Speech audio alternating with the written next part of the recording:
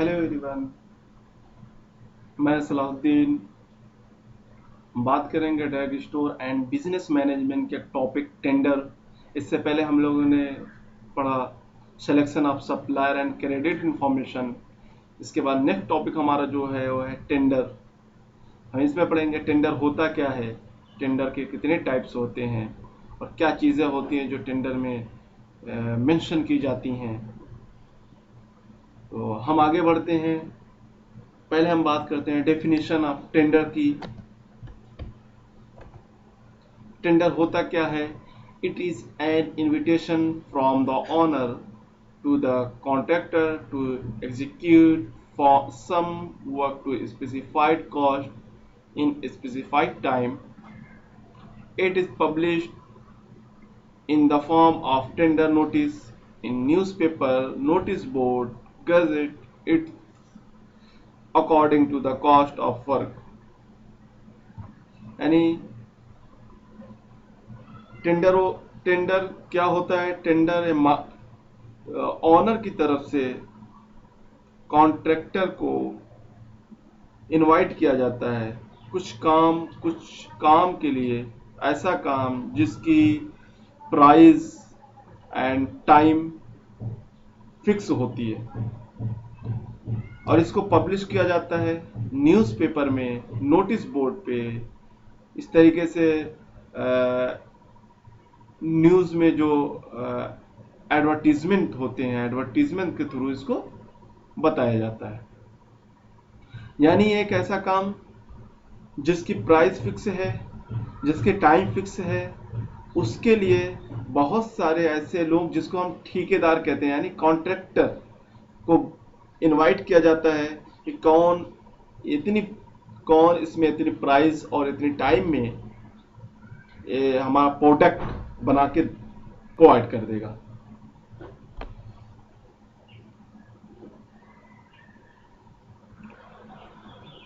The tender are invited from the approved supplier. A tender or a quotation is a written offer to do a work or to provide a material at a given price within a prescribed period and under specified condition. जो approved supplier होते हैं उनको tender में invite किया जाता है। एक tender या कोटेशन एक काम करने के लिए या एक फिक्स टाइम के अंदर और एक to the work provide a material given price, fixed price, जो प्राइस गिवन है उसमें रिटन ऑफर दिया जाता है। कुछ उसकी कंडीशंस होती हैं, उस टेंडर में कुछ कंडीशंस होती हैं, कुछ प्राइस फिक्स्ड होते हैं, टाइम फिक्स्ड होता है। उसमें एक काम के लिए ऑफर किया जाता है, रिटन ऑफर किया जाता है उस पर्टिकुलर सप्लायर को। यानी हम टेंडर को इस तरीके से समझे कि टेंडर एक ऐसा काम है जिसमें लोगों को काम के लिए ऑफर किया जाता है, offer, written offer for the work, price fix, time fix and product fix. हमारा प्रोडक्ट फिक्स्ड है कि हम इस प्रोडक्ट को हमें बनवाना है। अब उसमें टेंडर जब पास होता है तो उसमें होता है कि कौन है जो कम टाइम पे, कम प्राइस पे ज्यादा मटेरियल बना के प्रोवाइड कर सकता है। Types of tender, 5 types of tender होते हैं। पहला होता है ओपन टेंडर। ओपन टेंडर क्या होता है? हम ओपन वर्ड से समझ सकते हैं कि ओपन का मतलब इसमें कोई भी इन्वॉल्व हो सकता है। इस टेंडर में किसी को पर्टिकुलर, किसी कंपनी को, किसी फर्म को, किसी पार्टीज को इनविटेशन नहीं देना होता है। इसमें एक जनरल का इनविटेशन होता है, एडवर्टीजमेंट होता है by newspaper, by TV channels, by pamphlets, अलग अलग तरीके से एडवर्टीजमेंट होता है। उसमें कोई भी आ सकता है, कोई भी इसमें बोली लगा सकता है।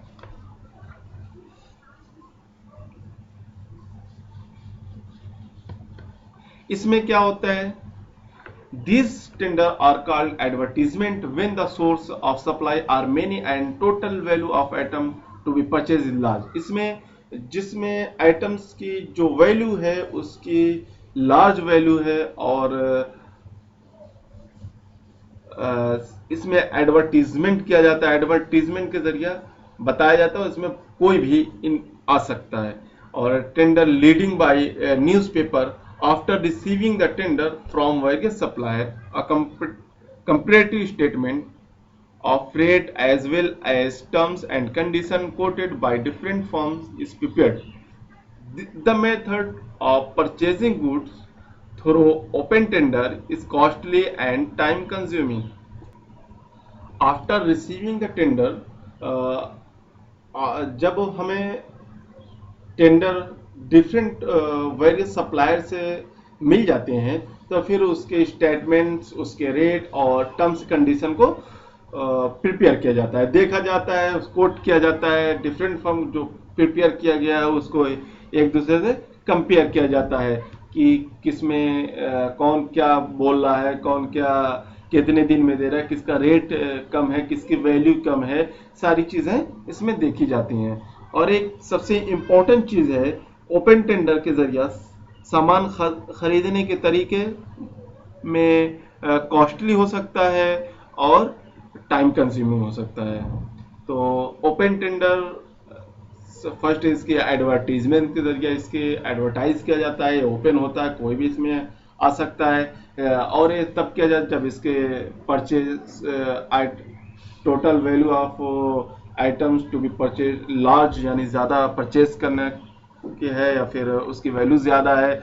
और इसमें न्यूज़पेपर में जो ऐसे न्यूज़पेपर जो ज़्यादा पॉपुलर होते हैं उसमें न्यूज़ दिया जाता है।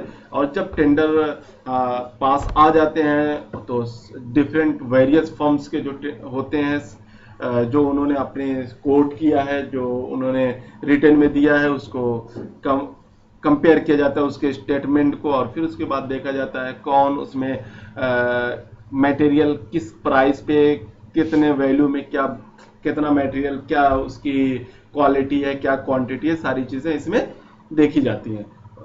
एक चीज है, इस मेथड में ओपन टेंडर में क्या होता है कि कॉस्टली हो जाता है और टाइम कंज्यूमिंग होता है। सेकेंड क्या है, लिमिटेड टेंडर। लिमिटेड टेंडर से हम समझ सकते हैं लिमिटेड, यानी इसमें कुछ लिमिटेड वर्ड से हम समझ सकते हैं, इसमें कुछ लिमिटेड ही पर्टिकुलर ही लोग को बुलाया जाता है। इसमें कुछ अप्रूव्ड जो हमारी लिस्ट में, सप्लायर लिस्ट में अप्रूव्ड सप्लायर होते हैं, उन्हीं को इनवाइट किया जाता है। इसका मेन एडवांटेज क्या है, हम इसके मेन एडवांटेज की अगर बात करें तो इसके कुछ एडवांटेज होते हैं जिसमें जैसे the supplier are well convergent with the items to be supplied. Supply करने वाले सामान को प्रोवाइड कराने के लिए अच्छी तरह के कन्वर्सेशन करते हैं।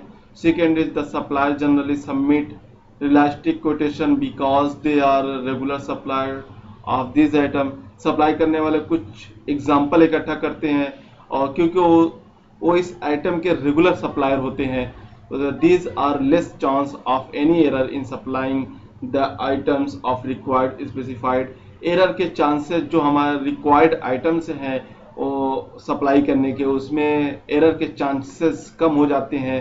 There are chances of progressing reduction in price, यानी रिडक्शन ऑफ प्राइस के चांसेस, प्राइस रिडक्शन के प्रोग्रेशन चांस होते हैं। तो ये कुछ लिमिटेड टेंडर के कुछ एडवांटेज हैं। सबसे पहला है कि क्योंकि जो हम सप्लायर चूज किए हुए हैं, जिनको हमने इनवाइट किया है, उनसे अच्छे से कन्वर्सेशन, क्योंकि वो सेलेक्टेड सप्लायर, उनसे अच्छे से कन्वर्सेशन हो जाता है आइटम्स के बारे में। दूसरी चीज़ क्योंकि वो रेगुलर सप्लायर होते हैं, इसलिए वो हमको उसकी नॉलेज, उसकी जानकारी हमको अच्छे से दे देते हैं, तो इससे एरर के चांसेस कम हो जाते हैं। और फिर उसमें प्राइस के रिडक्शन और उसमें कुछ चांसेस ऐसे जो होते हैं वो नहीं हो पाते हैं। चांसेस हो जाते हैं प्रोग्रेस की, कुछ प्रॉब्लम होती है, कुछ प्राइस में कम करना है या उसमें, तो चांसेस बन जाते हैं। अब हम थर्ड पॉइंट की अगर बात करें तो थर्ड पॉइंट है कि सिंगल टेंडर। तो अभी तक हमने देखा ओपन और limited, third is a single tender. Single tender क्या होता है? सिंगल टेंडर हम समझ सकते हैं, इससे पहले लिमिटेड का मतलब कुछ पर्टिकुलर ही सप्लायर को बुलाया जाता है। सिंगल का मतलब है कि किसी एक सप्लायर को हमने इनवाइट किया और उसी से हमने सारी बात कर ली। एक किस टाइम होता है? जब हमें शॉर्ट टाइम होता है, कम टाइम होता है और जल्दी हमको ऑर्डर की ज़रूरत होती है, हमको सप्लायर की ज़रूरत होती है, तो हम सिर्फ एक सप्लायर को सेंड करते हैं टेंडर और उसी से डील करते हैं, उसी से आइटम्स के बारे में सारी चीज़ें डील कर लेते हैं। वो होता है simple single tender. And fourth is oral tender. Oral tender के बारे में अगर हम देखें तो ओरल का मतलब कि रिटन ना हो, जिसमें रिटन ना हो in case the supplier are the minor character and और अर्जेंटली रिक्वायर्ड, यानी कोई कम टाइम हो, जल्दी हमको ज़रूरत हो और चीज़ जो हमको बनवाना है, जिस चीज़ की हमें सप्लाई करना है या फिर जिस चीज़ हमें परचेज करनी हो कम हो। A person or a committee is deputed to purchase the specified items from the market. After collecting the information regarding the price charge and quality of product to be supplied from 3 to 4 suppliers, the items are purchased from the supplier which has quoted the minimum price of the specified items. कि जो charge price है और quality है, quality of product है, तीन से चार supplier से कलेक्ट की जाती है। 3 या 4 सप्लायर से कलेक्ट की जाने वाली जो इंफॉर्मेशन है, प्रोडक्ट की इंफॉर्मेशन है, जमा करने के बाद, कलेक्ट करने के बाद वो सामान सप्लायर से खरीदा जाता है, जिनमें पर्टिकुलर मटेरियल के कम से कम कीमत या प्राइस के इंफॉर्मेशन होती है, कोटेशन होती है।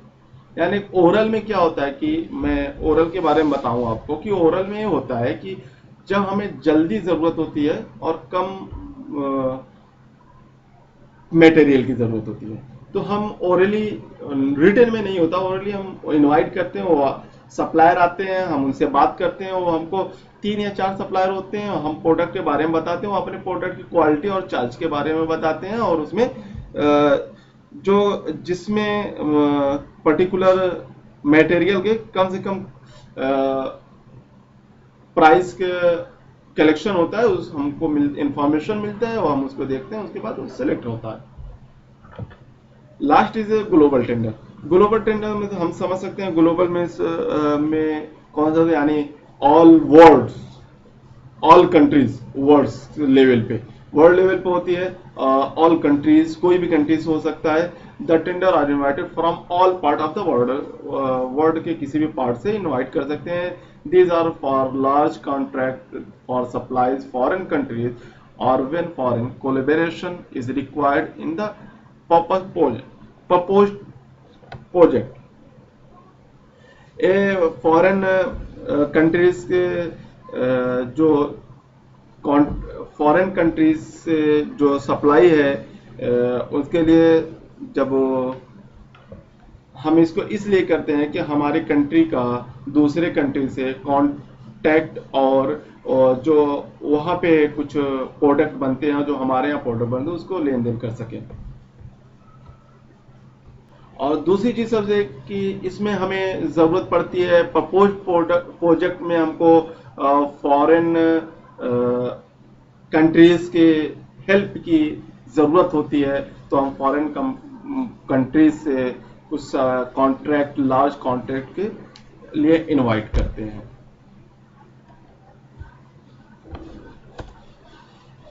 कुछ टेंडरिंग प्रोसेस है, कैसे कैसे कौन कौन से पॉइंट होते हैं।